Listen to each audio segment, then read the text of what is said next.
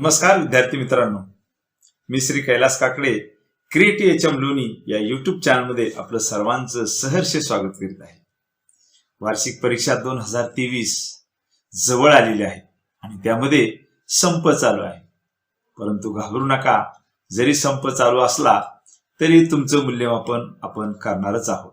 तेव्हा या 8 दिवसामध्ये जो काही आपला अभ्यासक्रम झालेला आहे त्यावर आधारित आपण आज काही प्रश्न पाहणार आहोत। तेव्हा इयत्ता 9वी गणित भाग 1 यामध्ये आपण गुणोत्तर आणि प्रमाण या प्रकरणावरील सराव संच 4.5 मधील प्रश्न 5वा जो सिद्धतेचा आहे। चला तर मग जाऊयात, काय प्रश्न आहे मित्रांनो।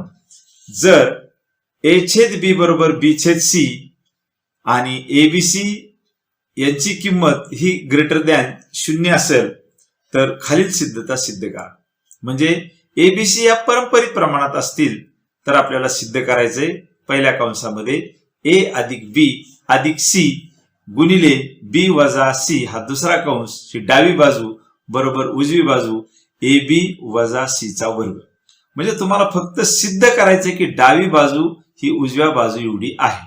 मग आता या ठिकाणी एबीसी या परंपरित आहेत, म्हणजेच a/b बरोबर b/c याचा अर्थ b वर्ग बरोबर AC ही किंमत आपण पाहिलेली आहे। म्हणजे b वर्ग मधल्या पदाचा वर्ग हा जेवढा भरतो तेवढाच अंतिम पदाचा गुणाकार असतो। म्हणजे a आणि c हे अंतिम पद आहेत आणि b हे मधलं पद आहे।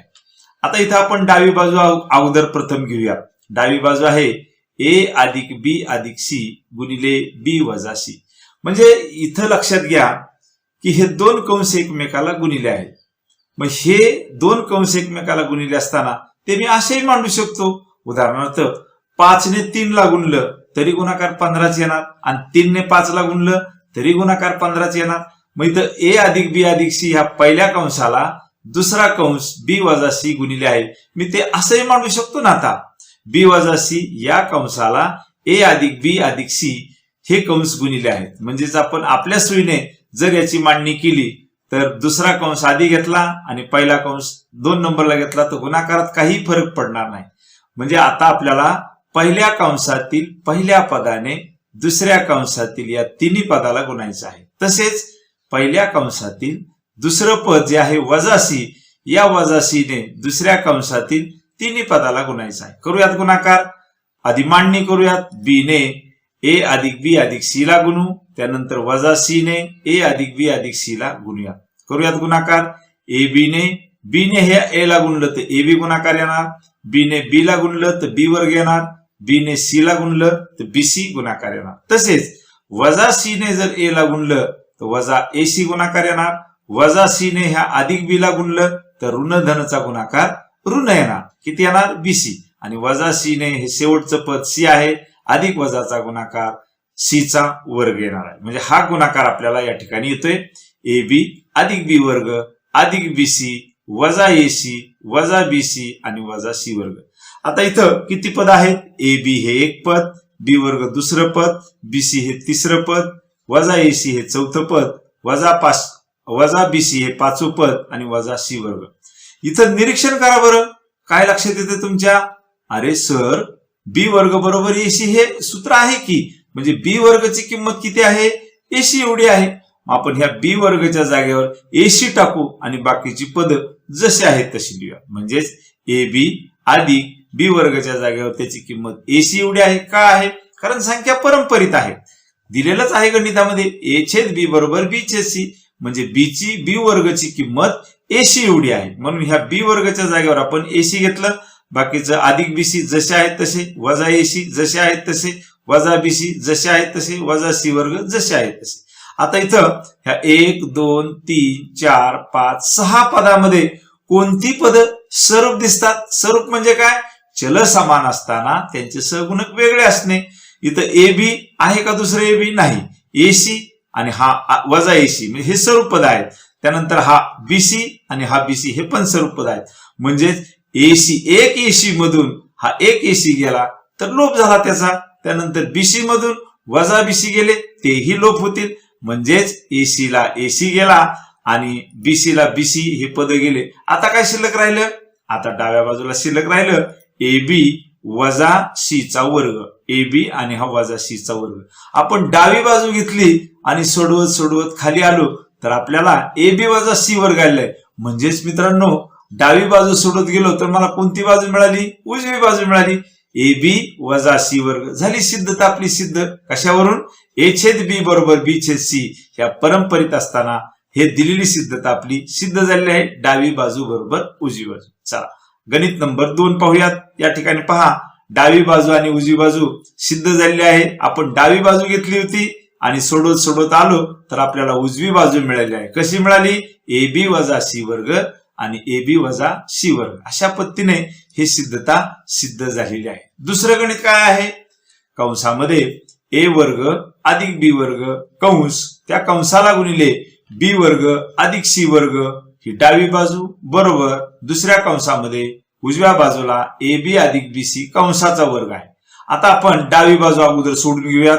ए वर्ग अधिक बी वर्ग या कंसाने बी वर्ग अधिक सी वर्ग या कंसाला गुणूयात. म्हणजे पहिल्या पदाने दुसऱ्या कंसातील दोन्ही पदाला गुणू. तसेच पहिल्या कंसातील दुसऱ्या पदाने दुसऱ्या कंसातील दोन्ही पदाला गुणू. आता ही मांडणी करू. कशी केली मांडणी? पहिल्या कंसातील ए वर्गने दुसऱ्या कंसातील दोन्ही पदाला गुणू म्हणजे मांडणी केली. पहिल्या कंसातील दुसरं पद आहे बी वर्ग याने दुसऱ्या कंसातील दोन्ही पदाला गुणायचं आहे. ए वर्गने बी वर्गला गुणलं ए वर्ग बी वर्ग हा गुणाकार येणार. त्यानंतर ए वर्गने सी वर्गला गुणलं तर ए वर्ग सी वर्ग येणार आहे. तसेच बी वर्गने बी च्या वर्गाला गुणलं तर बी चा चौथा घात येईल. घातांकाचा नियम काय सांगतो? वरील वर्गांची जर पाया समान असेल तर वरच्या घातांकांची बेरीज होते. म्हणजे हे पाया बी आहे इथं पाया बी आहे. बी वर्ग आणि बी वर्ग बी चा चौथा घात. त्यानंतर बी वर्गने सी वर्गला गुणलं तर इथं बीसी चा चौथा होणार नाही. कारण बी वर्ग हा बी पाया आहे इथं सी पाया आहे. पाया वेगवेगळा असला तरी त्यांचा गुणाकार बी वर्ग सी वर्ग येणार आहे. म्हणजेच ए वर्ग बी वर्ग अधिक ए वर्ग सी वर्ग अधिक बी वर्ग बी चा चौथा आणि अधिक बी वर्ग सी वर्ग. आता इथे आपल्याला काय किती पद आहेत? 1 2 3 4. आता मी जर बी चा चौथा हा जो घातांक आहे त्याचं रूपांतर जर असं केलं तर कंसामध्ये बी चा वर्ग आणि कंसाचा वर्ग. म्हणजेच घातांकाचा नियम काय सांगतो? एखाद्या पायाचा घातांक यम असेल आणि कंसाचा घातांक यन असेल तर वरच्या घातांकांचा गुणाकार होतो. म्हणजेच बी चा चौथा याचं रूपांतर मी कसं करू शकतो?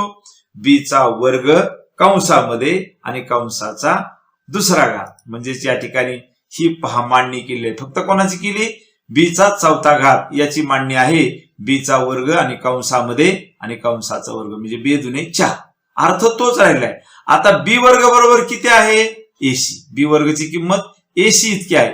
मग आपण ह्या बी वर्गच्या जागेवर एसी ही किंमत जर टाकली, ह्या बी वर्ग कंसाचा वर्ग आहे ह्या बी वर्गच्या जागेवर आपण किती किंमत टाकूयात? एसी ही किंमत टाकू. तर एसी कंसामध्ये कंसाचा वर्ग म्हणजे एसी कंसाचा वर्ग याचा अर्थ ए वर्ग सी वर्ग होणार आहे. म्हणजेच पहा ए वर्ग सी वर्ग झालेला आहे. ए वर्ग बी वर्ग अधिक ए वर्ग सी वर्ग अधिक ए वर्ग सी वर्ग अधिक बी वर्ग सी वर्ग. आता हे दोन स्वरूप पद आहेत. ए वर्ग सी वर्ग अधिक ए वर्ग सी वर्ग हे स्वरूप पद आहे. म्हणजेच एक आणि हा एक 2 ए वर्ग सी वर्ग अधिक बी वर्ग सी वर्ग. आता समीकरण 1 मिळालेलं आहे. ही कोणती बाजू घेतली होती आपण? डावी. आता उजवी बाजू घेऊ आपण. ती सोडून पाहूयात. समीकरण 2 काय मिळतंय? समीकरण 1 काय आहे? ए वर्ग बी वर्ग अधिक 2 ए वर्ग सी वर्ग अधिक बी वर्ग सी वर्ग. हे समीकरण 1 आपण एका बाजूला लिहून ठेवूयात. आता घेऊयात उजवी बाजू. ए बी अधिक बी सी कंसाचा वर्ग. आता हा विस्तार ए अधिक बी कंसाचा वर्ग त्याचा कसा विस्तार करतो? पहिल्या पदाचा वर्ग अधिक पहिलं पद दुसरं पद याचा गुणाकार त्याची दुप्पट अधिक दुसऱ्या पदाचा वर्ग म्हणजे ए अधिक बी कंसाचा वर्ग याचा विस्तार येतो ए वर्ग अधिक 2 ए बी अधिक बी वर्ग. सेम तोच या ठिकाणी करायचा आपल्याला. पहिल्या पदाचा वर्ग. आता पहिलं पद काय इथं? नुसतं ए आहे का? नाही. ए बी हे पहिलं पद आहे. त्याचा वर्ग केल्यावर काय होईल? ए वर्ग बी वर्ग अधिक 2 गुणिले पहिले पद गुणिले दुसरे पद. म्हणजे आपल्याला पहिलं पद आणि दुसरं पद यांचा गुणाकार केला तर ए बी आणि बी चा गुणाकार बी वर्ग आणि सी म्हणजे ए बी वर्ग सी पण 2 कारण 2 गुणिले आहेत. पहिल्या पदाचा वर्ग अधिक 2 गुणिले पहिले पद गुणिले दुसरे पद अधिक दुसऱ्या पदाचा वर्ग आणि शेवट बी अधिक सी कंसाचा वर्ग म्हणजे बी वर्ग सी वर्ग. म्हणजेच ए वर्ग बी वर्ग अधिक 2ab गुणिले बीसी म्हणजे 2 गुणिले पहिले पद गुणिले दुसरे पद अधिक दुसऱ्या पदाचा वर्ग बी चा वर्ग बी वर्ग सी चा वर्ग सी वर्ग. आता हे 2ab ने बीसी ला गुणलं तर बी ला बी ने गुणलं तर बी चा वर्ग होईल म्हणजे 2ab वर्ग सी हा गुणाकार येईल. ए वर्ग बी वर्ग अधिक 2b वर्ग AC अधिक बी वर्ग सी वर्ग. आता मित्रांनो बी वर्ग बरोबर किती AC, बी वर्गाची किंमत किती आहे AC एवढी आहे. कारण आपल्याला देतानाच काय दिलंय A छेद बी बरोबर बी छेद सी म्हणजे बी वर्ग बरोबर AC. आता इथं बी वर्गाच्या जागेवर आपण AC किंमत टाकली तर 2AC गुणिले AC होणार आहे म्हणजेच ए वर्ग बी वर्ग अधिक 2b वर्गाच्या जागेवर आपण किती किंमत घेतली AC एवढी घेतली आहे म्हणजे AC गुणिले AC म्हणजे ए वर्ग सी वर्ग अशी ही आपल्याला पायरी मिळेल. 2a वर्ग आणि c वर्ग अधिक बी वर्ग सी वर्ग. पहा समीकरण 1 आणि समीकरण 2 सेम मिळालेले आहेत याचा अर्थ आपली सिद्धता सिद्ध झालेली आहे. म्हणून समीकरण 1 व 2 वरून डावी बाजू बरोबर उजवी बाजू सेम समीकरण मिळाले आहेत म्हणजे आपली सिद्धता सिद्ध झालेली आहे. त्यानंतर पाहूयात तिसरी सिद्धता काय आहे.